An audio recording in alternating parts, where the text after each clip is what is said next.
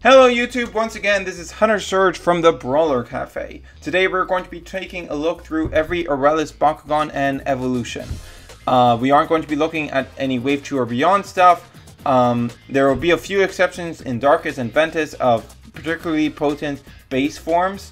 But there's nothing like that in Aurelus. The only new character card we have for Aurelus in Wave 2 is Hydras Ultra.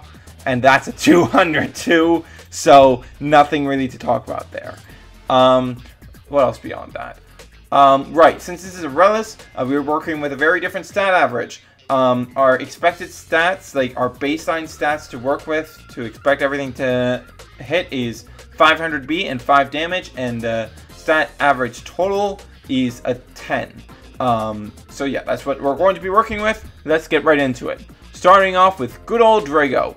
Drago has that 10 average, but it's distributed in a way we don't particularly care for, 406. However, it does bring in a Magic Shield and a Flaming Fist, the two kinds of top level cores. And those are especially cores you want to be seeing in Aurelus, because Aurelus Bakugan cannot benefit from the very potent faction-specific fists and shields. So there's no reason for them to not just go with the higher tiered Magic Shields and Flaming Fists. However, Drago really needs a strong evolution to make up for that lacking power, and we really don't get it. Hyper Garganoid is a 1 cost, plus 200B, plus 2 damage. Now, that's fine. That's all good and all. 1 cost plus 200 is pretty standard costing, but there's a lot of stuff that hits above that, making this a pretty weak, pretty easily beaten turn 1 play. Not really what you want to be seeing out of Aurelus. There's a lot of Aurelus Bakugan with equal base power or higher base power. And even more than that, this 600 power is not going to transition well into the late game, and it's not good enough to win you the game super quickly. It's just not good enough. This really is not good enough. It's like, this is like if you had Pyrus Core Drago without Titan Drago. That's effectively what this is. That's what this is the equivalent of. It's not great. Not great at all. Moving on to Fangzor. Fangzor is very, very nice. Fangzor is a 702, which is a bit below the 10 stat total. However, we are getting a 700B, and 700B is not that common, not even in Aurelus. We only have 2 Aurelus Bakugan that do have this 700B total. And in addition to that, Fangzor has a shield ability. On a shield, he gets plus 5 damage, so he goes up to 707, which is freaking huge stat-wise. In addition, his power is going to be going even higher up because, well, that's what shields do. And he's just fantastic for any shield-based deck you want to build. Basically, an auto-include, double shield, 702 that becomes 707 is just fantastic for that sort of deck. It's just really, really good. And its Evo really makes up for that fact that it's only a 9 stat total. Titan Fangzor at 4 cost brings you 1304. Now, the immediate cost of 4 costs for 600 is a bit below what you'd expect out of that cost faction, but that's fine because this is something that will be extremely effective as the game continues to go forward. As I've mentioned a number of times in the Aquos video, and as I'm sure to mention a number of times here, where the good Evos tend to end up is around 1,000. It's mostly overcosted Evos that aren't realistic that end up going much above that. Titan Fangzor is like ignoring Titan Drago when its effect is online, because that's easy to take offline. Titan Fangzor is like the highest statted good Evo. Like highest naturally stat, and because it's going to be going into a shield focused deck, that power is going to be climbing even higher. And then its shield bonus effect gets buffed as well as its base damage, putting it up to 12 total damage, which is meaning it's going to be hitting like an absolute truck too. This thing is just very strong. It doesn't evolve until a bit late, unfortunately, but the payoff for that is very much worth it. Moving on once again to Garganoid Ultra, we find ourselves once again with 700 B power. Garganoid Ultra is more in line with what you'd expect out of Aurelus with a 10 stat total. It is also very core focused on, very much meant for a specific type of core deck, much like Fangs. On a Flaming Fist, it will get an additional plus 400 B, putting it up to 11-3, making it extremely potent at winning battles. That's very, very hard to beat down.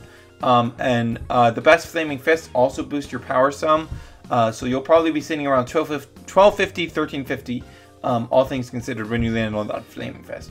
Now, Flaming Fist abilities are typically worse because, well, you can only bring in 3 Flaming Fists currently. However, Flaming Fists are especially potent because there's a lot of strong Bakugan that just happen to have Flaming Fist. Aqua's Fangs, Pyrus Dragonoid, and Darkest Hydras Ultra all in particular come to mind. So when you're building that sort of deck, the sort of deck that Garganoid Ultra wants, you're getting natural access to a lot of very powerful Bakugan.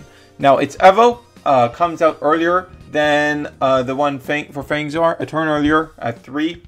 However, its cost for B power gain in the immediacy factor is not quite as good.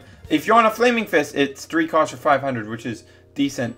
But if you're not, it is 3 costs for plus 200, and that is not fantastic. And for an Relish Bakugan, it is when it's not on a Flaming Fist, it does end up a bit lower than that 1,000 threshold, which isn't always a big problem. But when you're in a Relish, certain things are expected of you, and not reaching that threshold is not fantastic. Now we have Hydras Ultra.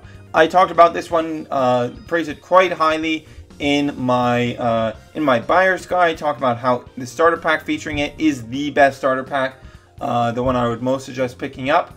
So let's get into why that is. So Hydras Ultra has the base 505 that you would expect from Aurelus, so we're already starting at a good place. Its character card does a bit more than that.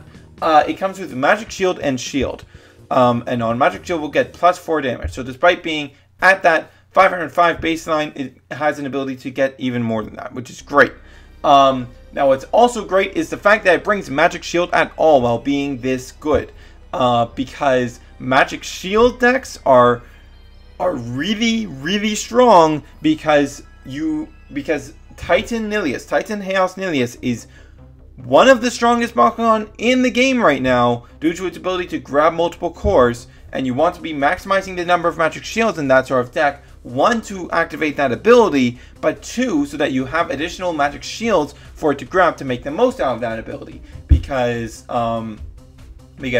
Magic Shields are, of course, the highest B power boosting core type, which means if you say stand your Nilius, Titan Nilius on Magic Shield, it gets plus 650, and then you use its ability to grab another Magic Shield, that's another plus 650. It's hitting plus 1300, plus its base 800 for 2100. Ludicrous power. So yeah, that's good to have on a baseline, but let's talk about its Evo. Its Evo is only 2 cost, 906, so once again falling a bit below that 1,000 threshold, but it's a bit more forgivable on a 2 cost Evo, especially since the B power difference between it and its original form is 400. 400 is the standard B power gain you will see on a 2 cost action, standard 2 cost action. Basically every faction has one of these. I can't remember the names off the top of my head. Light's Courage, I think Icewell is Aqua's. Darkest doesn't have one. Darkest is the only one without one. Pyrus has Fire Boost, and Ventus is minus to the opponent, but it's still 2 cost for 400. Piercing Scream, Piercing Screech, something like that. Trox uses it in the show. Regardless, that is very good and not something that most Evos can say to themselves.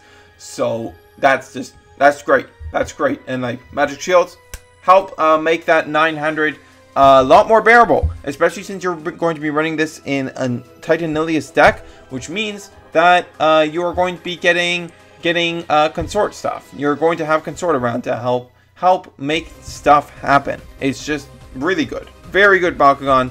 Now for something not so great. We have Aurelus Hydras. This is a 405, so it's already below the threshold. No special ability. It's double Helix, which can maybe make it a good pick for a Helix deck if it has a good Evo. Because 400 base B power, that's not what we want to be seeing out of Aurelus. That's not the sort of thing you want to be bringing in Aurelus for. So let's see what that Evo does. Its Evo is Titan Hydras. It is the Bakugan Elite Evo for Aurelus in Battle Brawlers. It is 6 cost.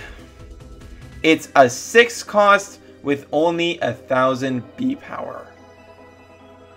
That is very, very disappointing. It goes down in damage to 3, but that's because it has double strike. But at the same time, that's only 6 with the double strike. Shadow Strike can be useful. Frost Strike is basically useless. Like, this is a 6 cost. This is a 6 cost. Did they think that that was worth the 405 stat line? Because it's not. 1000 B power on 6 cost is... Oh, God, that's so bad. That is so bad. This is our Bakugan Elite. Something you might notice as we gradually go through things is I don't think many of the Bakugan Elites are actually that great. I'm saying this here about this. I said similar things about the Aquos one last episode, and this is just a little spoiler. I'm going to be saying it about the Darkest one next episode. But regardless, Hydras, not worth your time. Do not bother. Alright, now we have Hydras Ultra. If you've watched my streams, you might recall me testing a deck with this nerd. And this is the Aurelus that you can get as a Bakugan Ultra single. Not off to a great start. 601 is the sort of stat line that is literally the stat line you expect out of a non-Aurelus Bakugan. That is literally Aquos Fangsor's stat line. This is not a great start. There are a number of non-Aurelus Bakugan that have this stat line. So, like, this is not the sort of thing you want to be seeing out of an Aurelus. Now, obviously, it does a bit more than that. On a Helix, it gets plus 200 B and plus 2 damage. Now, it only brings 1 Helix.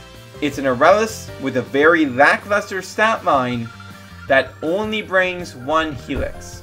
Now, it becomes an 803, which is just barely above the standard stat lines for Aurelus. That's only one extra point. That is only 1 extra point. That is not what you want to be seeing. That is not very good. And its Evo doesn't really fix things too much because, oh wow, 700 base. Now it's 2 cost, which is nice, but let me tell you something. Howlcore's a lot better than this. Howlcore taught me to expect better than this. So for 2 cost, you get plus 100 B and plus 4 damage. Now the damage, that's good, but that's not going to win us battles. And we can't even bring a full Helix deck if we're running this card.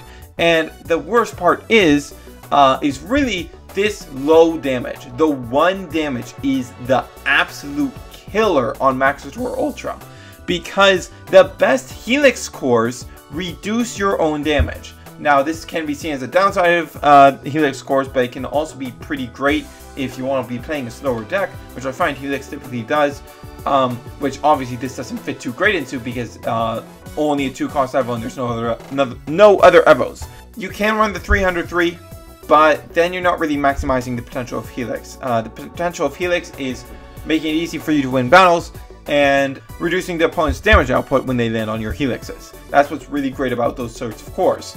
And Hydras Ultra, by being this low below the Aurelus standards, is now completely unable to take advantage of the best of those cores, and has an Evo that will not transition well into later in the game, and is it's just not fantastic in general.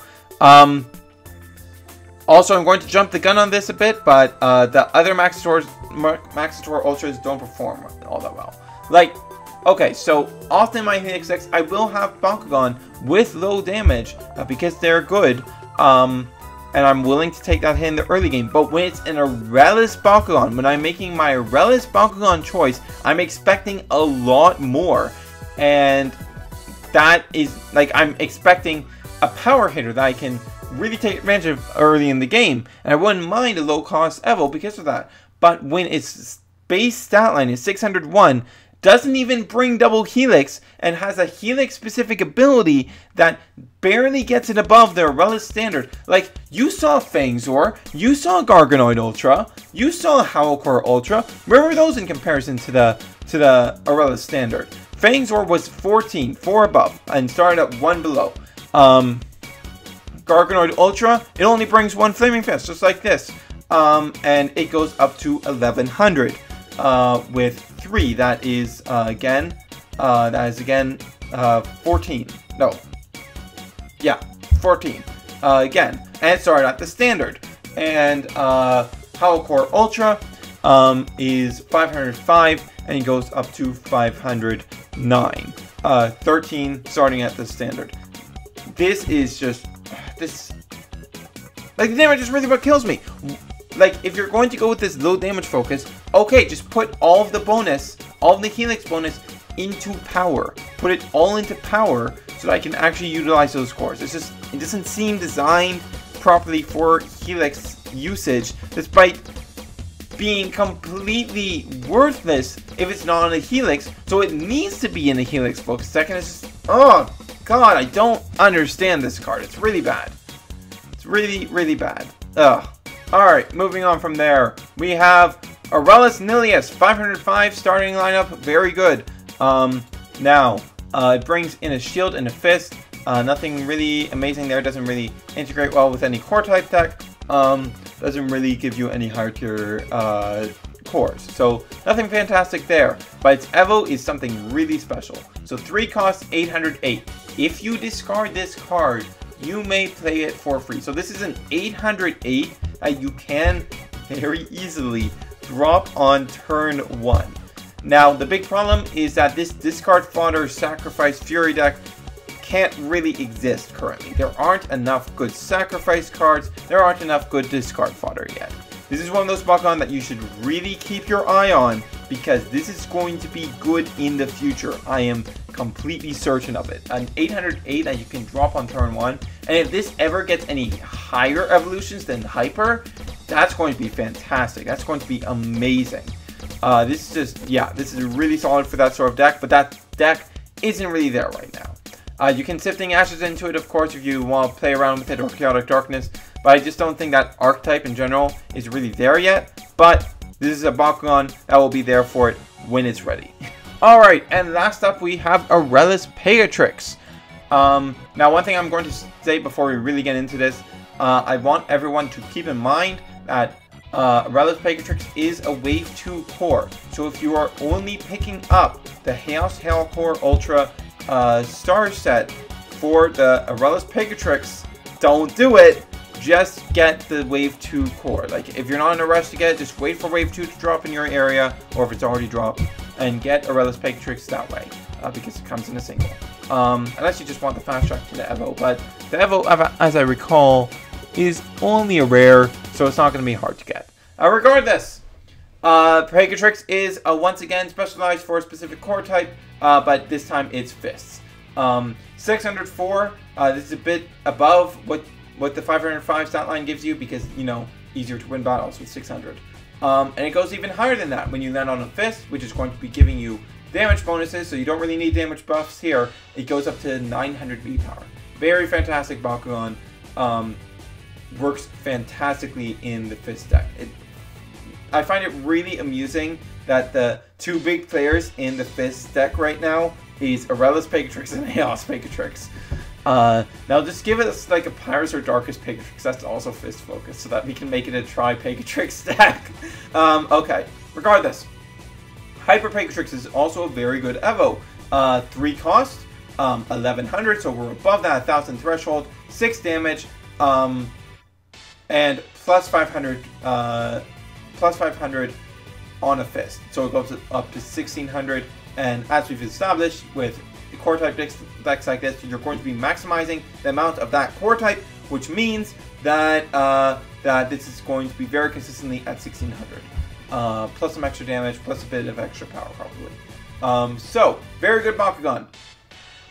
The Evo is hitting that really nice sweet spot of being very equivalent to an action of the same cost. 3 cost for plus 500 is what smoke armor is, but even better than that, when it's on a fist, it's going to be 3 cost for plus 700, which is the equivalent of one of Chaos's good cards. That's really good value to be getting out of 3 cost. That's really solid value. So yeah, Hyper Pea Trix, really good Evo. Comes out with good B power boosting, good impact on the current battle for its cost, and it's just 1600 is strong and hard to beat. Yeah. Alright, that's really it. Now, I was asked on the Reddit post of the previous video if I would do like a top 3 at the end of videos, and I'm considering it, but it's, as you can probably tell, it's hard to really rank, because like every Bakugan that's good here is good in a specific deck. Fangs is good, but specifically for you want to put it in a shield deck. Garganoid Ultra is good, but it's for a Flaming Fist deck. Hydras Ultra is good, but it's for a Magic Shield deck. Hydras is not good. Maxitor Ultra is trash. Dragonoid is trash. Nilius is good for a discard deck that doesn't really exist yet, but it's good there. And Pea Trix is good in a Fist deck. All of these are very good in their decks, and I can't really rank them. Just know that each of these is, like, I think all of these are pretty equally strong within the deck that they're designed for. But that's why I can't really rank them. And this is the case with a lot of other factions. Like, I'm going to also talk about this in Chaos. There is one specific Bakugan that doesn't really care particularly about what kind of deck it's in, but most of the good, basically all the good Chaos Bakugan are good in a specific deck type. And that's the case with a lot of stuff. Aquos is more neutral. There's a couple of stuff that needs specific decks, but in general, no, actually, I think only Fangs is really good in a general amount of decks. There are some factions where things are more general, I think, unless I'm misremembering things again. Darkest and Ventus is definitely where things are more open, but it's hard to really rank Bakugan because a lot of times within a faction, each of the good Bakugan, at least in Wave 1, this will probably change in the future, but they're each for a specific deck type, and just, like, you can't really rank that. You can't rank that because it's all depending on what kind of deck you're going for. So yeah, I hope that answered the questions of anyone who was confused about where I'd rank these, and makes things more clear. But I hope that's good enough on why I can't really rank these at the end of the videos. Like, it doesn't really lend itself to that. So yeah. With that said, I hope you guys enjoyed. Later this week, we are going to be taking a look into Darkest, home of the most powerful Bakugan in the game. Highest B power, at least. So, tune in then. And this is Hunter Surge, signing off.